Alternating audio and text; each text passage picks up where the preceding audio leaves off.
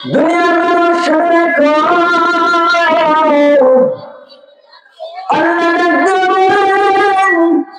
لقد كان لكم في رسول الله أسوة حسنة আমি আল্লাহ তোমাদের জন্য তোমাদের রাসূলের মাঝে তোমাদের জন্য উত্তম আদর্শ নির্দিষ্ট করে দিলাম। সুবহানাল্লাহ।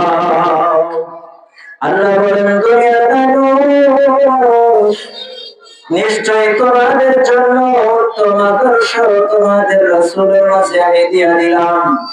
আল্লাহর রাসূলকে যে ব্যক্তিটা মহব্বত করবে, ভালোবাসবে, ওই ব্যক্তিটা স্বয়ং আল্লাহকে পেয়ে যাবে। জোরে আওয়াজ করে বলেন সুবহানাল্লাহ।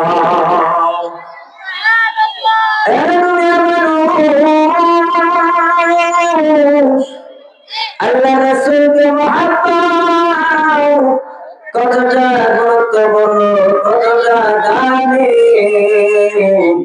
একটু মনোযোগ সহকারে বুঝতে পারলে আপনি পূর্ণ বিষয়টা বুঝতে পারবেন। এর যুবক একটু তাকায় দেখো, তুমি যদি দুনিয়ার মাঝে একজন শ্রেষ্ঠ মানুষ হইতে চাও, সর্বশ্রেষ্ঠ চরিত্রের অধিকারী হইতে চাও, একটুখানি তাকায় দেখো শ্রেষ্ঠ চরিত্রের অধিকারী মুহাম্মদের দিকে। সুবহানাল্লাহ।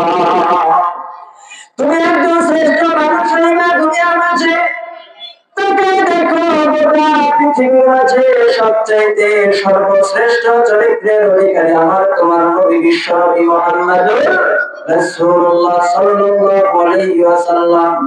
যার চরিত্রের ব্যাপারে স্বয়ং আল্লাহ কোরআনের মাঝে বলেন, সূরা কলমের 4 নম্বর আয়াতের বর্ণনা, ওয়া ইন্নাকা লাআলা খুলুকিন আযীম।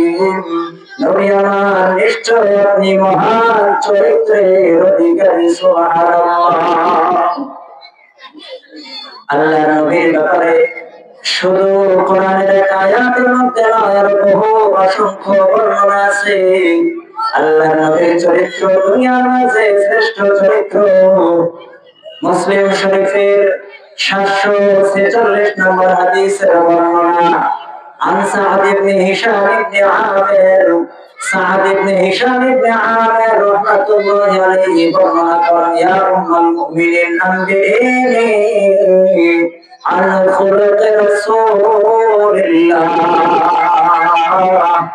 سعد بن هشام بلغ يا أم المؤمنين আল্লাহ নবীর চরিত্রের ব্যাপারে আমাকে কিছু বলেন না, একটু শুনি।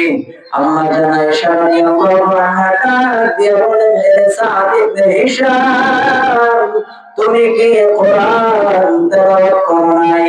সাদ ইবনে হিশাম দিয়ে বলেন, ইয়া উম্মাল মুমিনিন, অবশ্যই কোরআন তেলাওয়াত করেছি। ক্বালু বালা।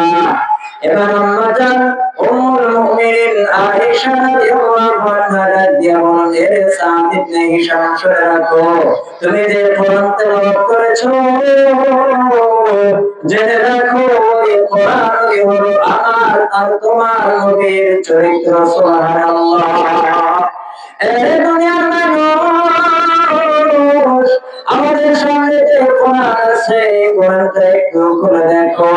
কোরআনের আয়াতে আয়াতে, পৃষ্ঠায় পৃষ্ঠায় আল্লাহর রাসূলের চরিত্রের বর্ণনা। সুবহানাল্লাহ। আল্লাহর রাসূলের মহব্বত আমাদের দরকার আছে না নাই? একটু বলেন না, আছে না নাই? যে নবীকে আল্লাহ গোটা বিশ্ব জাহানের জন্য রহমত হিসেবে নাযিল করেছেন, সেই নবীর মহব্বত, সেই নবীর ভালোবাসা যদি আমাদের অন্তরে না থাকে, তবে ওই ব্যক্তিটা প্রকৃত মুমিন হইতে পারে না। এখানে নবী বলেন, এই দুনিয়ার মানুষেরা শুনে রাখো, لا يؤمن أحدكم حتى أكون أحب إليه من والده وولده والناس أجمعين। দুনিয়ার মানুষ দুনিয়ার মধ্যে তোমার চাইতে তোমার সন্তান, তোমার আওলাদ, তোমার মা বাবা সহ যত মানুষ আছে, সমস্ত মানুষের চাইতে বেশি ভালোবাসা আমি নবীকে যদি দিতে না পারো, তবে তুমি প্রকৃত মুমিন হইতে পারবা না। এখানে আল্লাহ নবীর ভালোবাসা, আল্লাহ নবীর মহব্বত, জীবনে যদি প্রকৃত মুমিন হইতে চাও, আল্লাহ নবীর মহব্বত সর্বোচ্চ লেভেলের হইতে হবে। কথা এটা বেটি, তুমি যদি দুনিয়ার মাঝে শ্রেষ্ঠ না হইতে চাও, শ্রেষ্ঠ না মুহাম্মাদের দিকে তাকাও। তুমি যদি দুনিয়ার মাঝে শ্রেষ্ঠ সন্তান হইতে চাও, দুনিয়ার মাঝে শ্রেষ্ঠ সন্তান মুহাম্মাদের দিকে তাকাও। আম্মা জান হালিমা সাদিয়া রাদিয়াল্লাহু আনহা যখন নবীজি বিশ্ব নবী মুহাম্মদুর রাসূলুল্লাহ সাল্লাল্লাহু আলাইহি ওয়াসাল্লাম যখন ছোট্ট শিশু হালিমা সাদিয়ার স্তন থেকে দুধ পান করেন, ওই সময় নবীজি ইনসাফ শিখিয়েছেন। ওই সময় নবীজি কোলে থাকতে ইনসাফ শিখিয়েছেন। আম্মা জান হালিমা সাদিয়া রাদিয়াল্লাহু আনহার এক স্তন থেকে দুধ পান করেন, অন্য স্তনে মুখ লাগান না। বিশ্বনবী রাসূল, বিশ্বনবী মুহাম্মদুর রাসূলুল্লাহ সাল্লাল্লাহু আলাইহি ওয়াসাল্লামকে জিজ্ঞাসা করা হলো, ওগো নবীজি, আপনি কেন ছোটবেলায় শিশুকালে এক স্তন থেকে দুধ পান করেছেন? নবীজি ডাক দিয়ে বলেন, ও আমার সাহাবীরা শোনো, আরেকটা স্তন আমার ছোট ভাই, আমার দুধ ভাই আব্দুল্লাহর জন্য রেখে দিয়েছি। সুবহানাল্লাহ। আপনি যদি একজন সেনানায়ক হইতে চান, সেনানায়ক মুহাম্মাদের দিকে তাকান। আপনি যদি একজন আদর্শ বাবা হইতে চান, আদর্শ বাবা মুহাম্মাদের দিকে তাকান। ফাতেমা রাদিয়াল্লাহু আনহা বলেন, দুনিয়ার মাঝে যত বাবা আছে, সমস্ত বাবাদের মাঝে আমার বাবা মুহাম্মদুর রাসূলুল্লাহ হলেন শ্রেষ্ঠ বাবা। সুবহানাল্লাহ। সুতরাং দুনিয়ার মাঝে শ্রেষ্ঠত্ব অর্জন করতে হইলে আল্লাহর ভালোবাসা পাওয়ার জন্য নবীর ভালোবাসার দরকার আছে না নাই? মুসলমান ইমানদার আল্লাহর গোলাম, আজকে তালিমুল মিল্লাত সেন্ট্রাল মাদ্রাসা গাজীপুর থেকে একটা কথা আপনাদেরকে বলে দিতে চাই।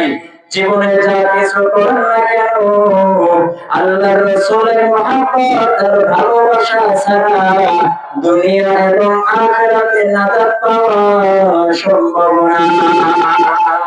সুতরাং আল্লাহর রাসূলের মহব্বত আর ভালোবাসা পূর্ণাঙ্গ যদি অর্জন করতে চাই, তবে আল্লাহর রাসূলের যে পদ্ধতি আমাদেরকে শিখিয়েছেন, নবীজিকে ভালোবাসার সাহাবায়ে কেরাম যে পদ্ধতি অনুসরণ করে নবীজিকে ভালোবেসেছেন, নবীজিকে ভালোবেসে নবী পেয়েছেন, আল্লাহ পেয়েছেন, সেই তরিকায় সেইভাবে নবীকে ভালোবেসে আমরাও আল্লাহর নবীকে, আল্লাহকে পাইতে রাজি আছি ইনশাআল্লাহ। মুহতারাম হাজির, আজকের এই মাহফিলকে আল্লাহ কবুল করেন, বলে আমিন। এই মাহফিলের যত ছাত্র ছাত্রী আছে, আল্লাহর এই ছাত্র ছাত্রীদেরকে জেহেন যাকাত বাড়িয়ে দেন। এই মাদ্রাসার সুনাম, এই মাদ্রাসার অর্জন, এই মাদ্রাসার খ্যাতিকে আল্লাহ আরো দীর্ঘায়ু করুন, বলে আমিন। আজকে এখানে শেষ করছি।